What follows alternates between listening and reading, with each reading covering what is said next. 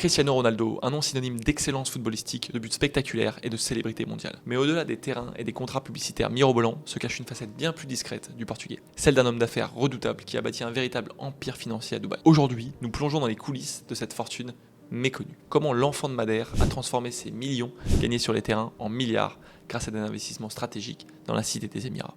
D'ailleurs, si Dubaï vous intéresse ou si vous avez une question sur quoi que ce soit, n'hésitez pas à m'envoyer un message sur WhatsApp directement au numéro qui s'affiche juste en dessous, plus 971 505 01 3547. Personnellement, ça fait maintenant un peu plus de 5 ans que je réside aux Émirats Arabes Unis, 1 an que j'ai lancé mon agence immobilière après avoir réalisé mes propres investissements. L'objectif est simple, vous aiguiller dans un marché assez complexe pour faire le bon choix du promoteur du projet, offrant derrière une belle rentabilité et également une belle plus-value. Si vous pensiez que la fortune de CR7 provenait uniquement de ses exploits footballistiques, ce que vous allez découvrir risque de changer complètement votre vision du personnage. Préparez-vous à découvrir la face cachée de l'empire financier de Cristiano Ronaldo à Dubaï. Tout commence en 2011. Dubaï se remet tout juste de la crise financière mondiale. Les grues sont à l'arrêt, certains projets pharaoniques sont suspendus et les investisseurs internationaux hésitent. C'est pourtant à ce moment précis que Cristiano Ronaldo, alors star du Real Madrid, effectue sa première visite officielle dans l'Émirat pour l'inauguration d'une académie de football. Ce qu'on ignore souvent, c'est que lors de ce séjour, un dîner privé organisé par un membre de la famille royale va changer sa trajectoire financière. À cette table se trouve Mohamed Al Abtour, fils de l'un des hommes d'affaires les plus influents des Émirats. Ronaldo était différent des autres célébrités qui venaient uniquement pour les plages et les hôtels de luxe, révélera plus tard Al Abtour dans une rare interview. Il posait des questions précises sur l'immobilier, la fiscalité, les opportunités d'investissement. J'ai compris qu'il avait une vision long terme. Cette rencontre débouche sur une invitation exceptionnelle. Découvrir des projets immobiliers accessibles uniquement à un cercle très restreint d'investisseurs. Dubaï offrait alors des avantages uniques pour un sportif comme Ronaldo. Une fiscalité quasi inexistante, 0% d'impôt sur le revenu, une confidentialité absolue pour les investisseurs étrangers, des rendements immobiliers parmi les plus élevés du monde, ainsi qu'une stabilité politique exceptionnelle dans la région. Après 3 jours de visite, Ronaldo prend une décision qui stupéfie même ses conseillers financiers. Il investit 15 millions d'euros dans un projet immobilier de luxe, alors en pleine construction sur la Palme, Jumeirah. Ce premier investissement qui paraissait risqué en pleine crise s'avéra être un coup de maître. Dans les années suivantes, la valeur de cette propriété augmentera de plus de 300%. Et ce n'était que le début d'une stratégie d'investissement qui allait bientôt transformer la star du football en magnat de l'immobilier. Entre 2012 et 2018, Cristiano Ronaldo développe un portefeuille immobilier impressionnant à Dubaï. Loin des projecteurs médiatiques qui scrutent ses exploits sportifs, contrairement à d'autres célébrités qui affichent leurs acquisitions, CR7 opère via des sociétés écrans et des accords de confidentialité stricts. Des documents financiers révèlent l'étendue stupéfiante de ses acquisitions. 4 appartements dans le Burj Khalifa, une villa entière sur la Palme, un étage complet dans la Dubai Marina transformé en appartement de location, ainsi que des parts importantes dans 2 hôtels 5 étoiles.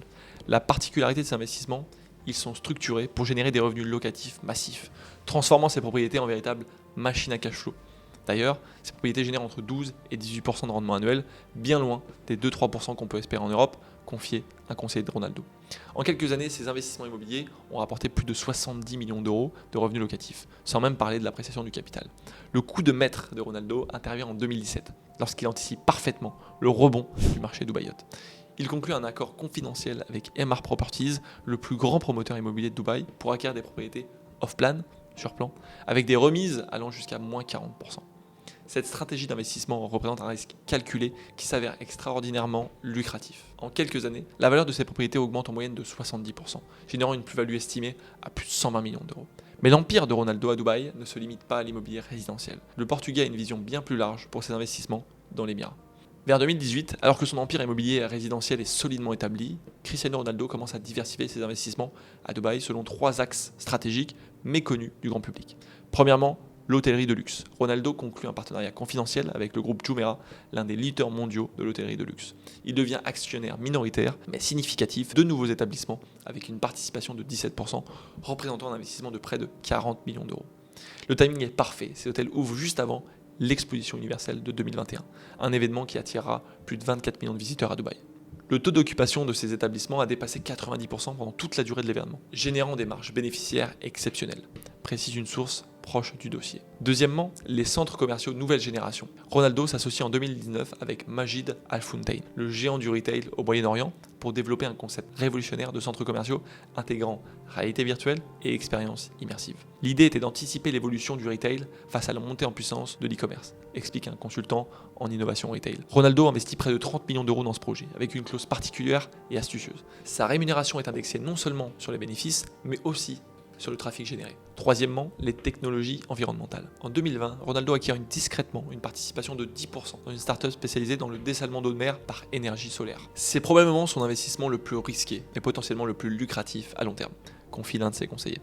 Cette startup a depuis signé un contrat gouvernemental pour une usine de dessalement d'une valeur de 500 millions de dollars, dans laquelle la participation de Ronaldo pourrait générer des dividendes considérables pendant des décennies. Ces 3 axes d'investissement démontrent une vision stratégique à long terme qui dépasse largement le simple opportunisme financier. Mais ils ont également ouvert la porte à une relation encore plus exclusive avec l'élite économique de Dubaï. Le projet le plus ambitieux de Ronaldo à Dubaï voit le jour en 2021. Une tour résidentielle et commerciale de 60 étages dont la forme s'inspire subtilement de sa célèbre célébration.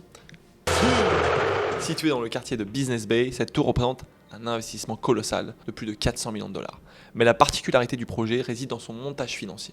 Ronaldo est le principal partenaire d'une joint venture avec Meras Holding, une entreprise directement liée à la famille royale de Dubaï. À Dubaï, les partenariats directs avec des entités liées à la famille royale sont extrêmement rares pour des personnalités étrangères, explique un expert en relations d'affaires au Moyen-Orient. Cela témoigne de la confiance absolue placée en Ronaldo. Le projet comprend 200 appartements de luxe, un hôtel 7 étoiles, un musée dédié à la carrière de Ronaldo et des espaces commerciaux premium. Ronaldo détient 30% du projet pour un investissement total de 120 millions de dollars. Les projections financières indiquent que cette tour devrait générer plus de 60 millions de dollars de revenus annuels, dont 18 millions reviendront directement aux footballeurs. Cette relation privilégiée avec la famille royale de Dubaï a également ouvert la porte à des opportunités d'investissement exclusives, normalement réservées aux membres du cercle le plus restreint. Ces opportunités sont littéralement inaccessibles, même pour des milliardaires ordinaires, explique un banquier d'affaires basé à Dubaï. Elles sont réservées à un cercle d'une 50aine de personnes maximum dans le monde. Mais alors, comment Ronaldo a-t-il réussi à intégrer ce cercle ultra fermé? La réponse se trouve dans une stratégie philanthropique méconnue qui a profondément marqué la famille royale. Au-delà des récits et des projets ambitieux se cache une réalité financière stupéfiante. L'ampleur réelle de la fortune que Cristiano Ronaldo a accumulée grâce à ses investissements à Dubaï. En croisant diverses sources confidentielles et documents financiers, nous pouvons aujourd'hui dresser le portrait le plus précis jamais réalisé de cet empire financier méconnu. Le résumé des investissements de Cristiano Ronaldo sont les suivants. Première chose, immobilier résidentiel de luxe, 280 millions d'euros. Hôtellerie et hospitalité, 150 millions d'euros. Centres commerciaux et retail, 95 millions d'euros. Technologie et start-up, 70 millions d'euros. Projet en développement, dont Sue Tower, 200 millions d'euros, soit un total investi de près de 800 millions d'euros sur une période de 12 ans. Ce qui est remarquable, souligne une analyste financière, c'est le taux de rendement moyen de ces investissements, qui dépasse les 18% annuels, bien supérieur aux standards internationaux. Ces rendements exceptionnels s'expliquent par plusieurs facteurs. Un timing d'entrée parfait sur le marché dubaïote, des conditions préférentielles négociées grâce à son statut, une diversification stratégique qui minimise les risques, ainsi qu'une gestion active et personnelle de son portefeuille. Au final,